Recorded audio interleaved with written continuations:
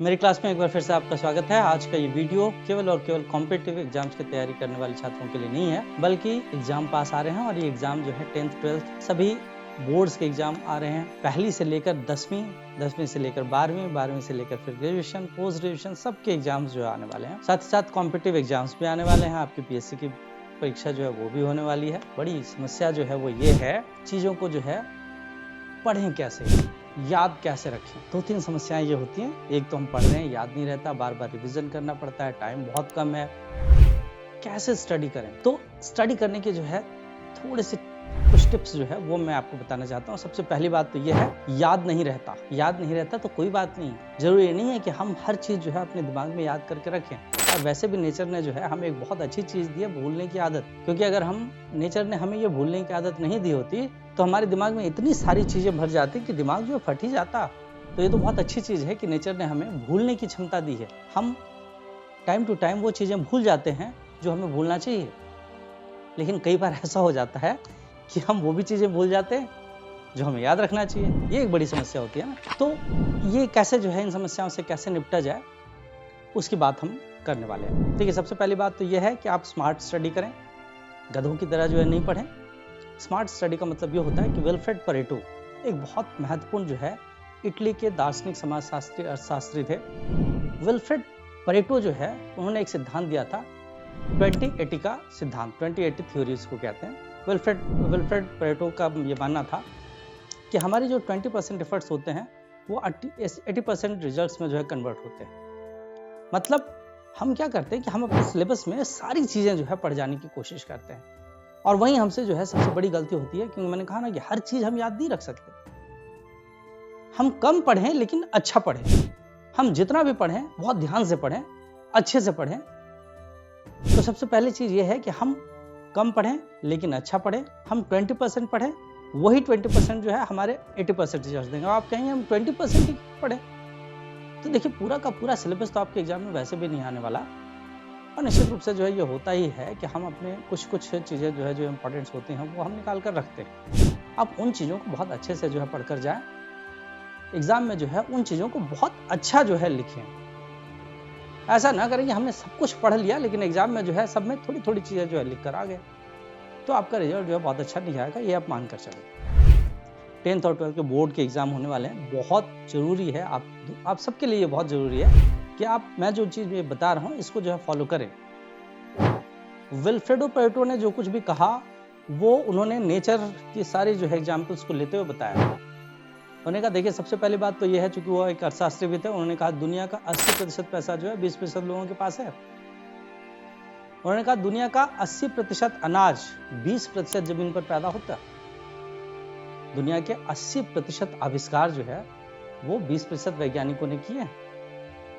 दुनिया की 80% बारिश 20% बादलों से ही होती है। और इसीलिए आपके सिलेबस का पढ़ा हुआ 20% भी, अच्छे से पढ़ा हुआ 20% भी आपको 80% रिजल्ट दिलवा सकता है।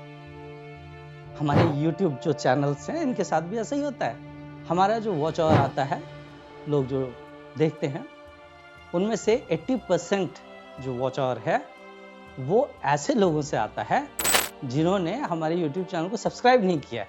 तो अगर आप भी उस 80% में आते हैं तो प्लीज़ चैनल को सब्सक्राइब भी कर लें, है ना। खैर ये तो मजाक की बात हुई, लेकिन ये बहुत ज़रूरी है। ये 20-80% का 20-80 का जो थ्योरी है विल्फ्रेडो परेटो की, वो बहुत इंपॉर्टेंट है। आप जरूर जो है इसको फॉलो करें, इससे आपको लाभ मिलेगा। दूसरा बहुत इंपॉर्टेंट चीज़ ये है, जब हम पढ़ाई करते हैं तो हम एग्ज़ाम पास आ रहा है, दिन भर लगे हुए हैं, सुबह उठ गए, सुबह से लगे हुए हैं, पढ़ रहे दिन भर पढ़ रहे हैं, ये बिल्कुल ना करें। हमारे प्रधानमंत्री जी जो है उन्होंने भी अभी ये कहा कि सुबह का समय जो है वो सबसे अच्छा समय होता है पढ़ने के लिए। मैं भी आपको यही सजेस्ट करूँगा, क्योंकि मैं खुद जो है सुबह उठकर पढ़ता था। मुझे याद है बचपन में जो है मैं अपने मामा के यहाँ रहता था, और वहाँ पर जो है हमारी नानी जी जो है सुबह 4 बजे उठा देती थी। गाँव में हम लोग रहते थे, बहुत बेसिक सी चीज़ बताता हूँ। गाँव में हम लोग रहते थे और गाँव में जो है मेरे 4 मामा, 3 मौसी, सब लोग हम लोग साथ में रहते थे। और उस समय जो है ये होता था कि मेरी नानी जी जो है वो सुबह सुबह 4 बजे सबको उठा देते थे, और उस समय जो है वहाँ लाइट नहीं हुआ करती थी, तो लालटेन जो है लालटेन हुआ करता था। और एक लालटेन के चारों ओर 7 से 8 लोग जो है बैठकर पढ़ते थे। तो वो ये भी एक कंडीशन जो है होती है, और उस समय जो पढ़ा हुआ होता है वो आपको जो है हमेशा याद रहता है। अर्थात सुबह 4 बजे से लेकर और 9-10 बजे तक की जो पढ़ाई होती है वो बहुत महत्वपूर्ण होती है। उस समय हमारा एनर्जी लेवल जो है वो सबसे ज़्यादा होता है, सबसे बढ़ा हुआ होता है। आप सभी यंगस्टर्स से मैं अपील करूंगा कि आप अपनी उस एनर्जी लेवल को जो है यूज़ करें, उसको यूटिलाइज करें। वो एनर्जी लेवल जो है वो आपको निश्चित रूप से जो है वो सफलता दिला सकता है। कोई बच्चा अगर मॉर्निंग के 3 या 4 घंटे 5 घंटे पढ़ रहा है और कोई बच्चा अगर दोपहर में जो है 4 घंटे पढ़ रहा है, तो आप ये मान कर चलें कि मॉर्निंग का जो बच्चा है जो मॉर्निंग में पढ़ रहा था उसका जो रिजल्ट होगा वो दोपहर में पढ़ने वाले बच्चे से कहीं ज़्यादा अच्छा होगा। ये हमारे प्रधानमंत्री जी भी ये कह चुके हैं, हमारे शास्त्रों में भी ये लिखा हुआ है। सुबह का समय जो है, सुबह का वातावरण जो है बिल्कुल शांत वातावरण होता है। उस समय किसी तरह का कोई डिस्टर्बेंस नहीं होता, कोई नॉइज एक्स्ट्रा जो है वो नहीं होती। उस समय जो है आप बहुत अच्छे से पूरी कंसंट्रेशन के साथ जो है आप पढ़ सकते हैं। तो सुबह जल्दी उठकर पढ़ें, ये जो है बहुत इंपॉर्टेंट चीज़ है। इससे आपको जो है बहुत अच्छा लाभ मिलेगा इसका। और एक बहुत महत्वपूर्ण चीज़ जो है मैं आपको बताऊं, जब हम पढ़ते हैं तो हम पढ़ाई के बीच में जो है रेस्ट जरूर लें। हम में से कई लोग जो है ऐसा सोचते हैं कि पढ़ाई अभी एग्ज़ाम है, रेस्ट नहीं लें, और पढ़ते रहते हैं। कई बार तो ये होता है कि एग्ज़ाम के एक दिन पहले रात भर जो हम पढ़ रहे हैं, एग्ज़ाम के दिन गए और वहाँ एग्ज़ाम के दिन या तो हमें नींद आ रही होती है या हमारे सिर में दर्द हो रहा होता है। ऐसा बिल्कुल नहीं करें। पढ़ाई के बीच में जो है रेस्ट लें, लेकिन रेस्ट जो है इतना भी लंबा ना हो जाए कि वो रेस्ट हो जाए। तो आप कितना रेस्ट लेंगे ये आपके ऊपर डिपेंड करता है, लेकिन मैं समझता हूँ कि अगर आप 1 घंटे पढ़ रहे हैं तो 1 घंटे में आप 5 मिनट का जो है ब्रेक ले सकते हैं। एक बहुत महत्वपूर्ण चीज़ जो है डिस्ट्रैक्शन। आज की लाइफ जो है मोबाइल की लाइफ हो गई है, डिजिटल एज चल रहा है, हर किसी के पास मोबाइल है।